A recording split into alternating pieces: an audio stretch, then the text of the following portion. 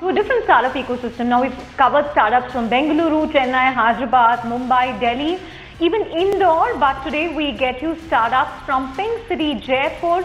Now my colleague Rahul Dayama was in Rajasthan recently to cover the IT day there, and he caught up with startups to really get a sense of the issues, the challenges that the Rajasthan startup ecosystem faces. Let's listen into some of these startups from Jaipur.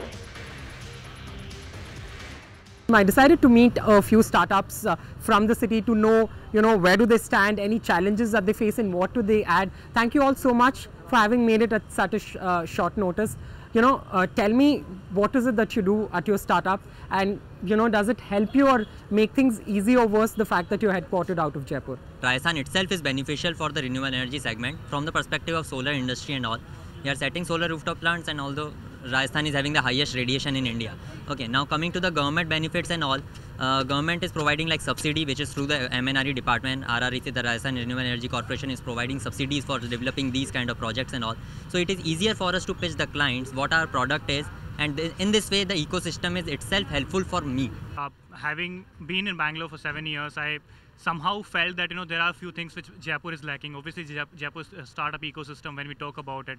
So, as per statistics, there are more than 12,000 registered IT companies in Jaipur, but a lot of them are not really connected to each other. So when I started with Jaipur Startups community, that's what I do full time now. So I wanted to create an open startup ecosystem where entrepreneurs and the startups can come and share their own problems as well as get solution to the problems, because there is a lot of communication gap when we talk about when we compare Jaipur startups from the startups of cities like Bangalore, Delhi, and Mumbai. So people don't really have a lot of resources to talk about their issues. Obviously, talent problem is one, and there are quite a few issues. And being in Bangalore, I studied the whole startup ecosystem. I wanted to come here, wanted to help these startups, and I think we have been doing quite good. So we are a 12,000 member strong community right now, and we do a lot of offline events and the online events. To sort of get the entire ecosystem yes. talking. Coming to you, tell us. As far as the government pushes there, all right. But in terms of investors, and both of you will add to my question, are investors okay to pump in money into a startup headquartered out of Jaipur, or do they have their concerns? That's a challenge. Jaipur being Jaipur, there is that ecosystem or that network is not that strong. So we find Jaipur very beneficial from the operations perspective. It certainly is very cost effective as compared to Gurgaon or Bangalore to operate out of Jaipur. We are a product company, so we assemble our products out here. But from the networking perspective, from the ecosystem perspective, we find challenges. So it's difficult to connect to the right people at the right time. Yeah, so the thing is that whenever we talk to any investors from different cities, so the first thing that they tell us to do is to actually shift our base out of Jaipur. They all tell us that you need to have office in Delhi or Bangalore or Mumbai or some other place, because we are into advertising and we advertise on paper cups. So most of the companies are situated in any tier 1 city. So the main challenge that we face here is that they are not good enough companies who can actually shell out that sort of money in Jaipur. So that's why we have to, for each and every lead that we have to move to different cities just to have a small meeting or a small discussion.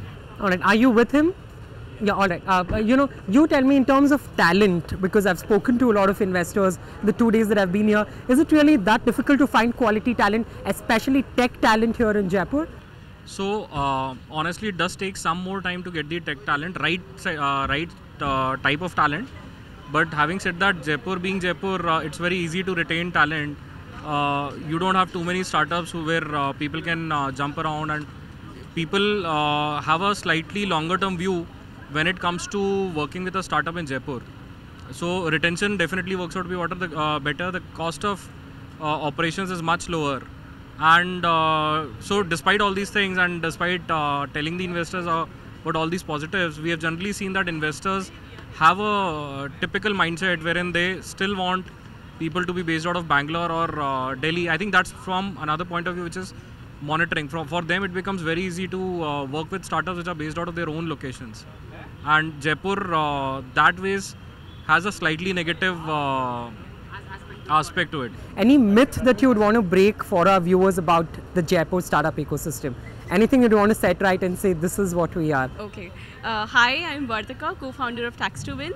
So we help people with their taxes. A lot of times we are asked that why are you based out of Jaipur? Or can you even perform? Can you deliver? But then we tell them that it's a huge myth. Jaipur has huge potential, and the best of chartered accountants are produced from Jaipur. So we being a taxation startup, and our industry is a service-driven technology business. So for us, it's an advantage, and I feel the Rajasthan startup ecosystem is mushrooming. We have a lot of startups here, so startup community is also increasing, and things take time. Things don't happen overnight.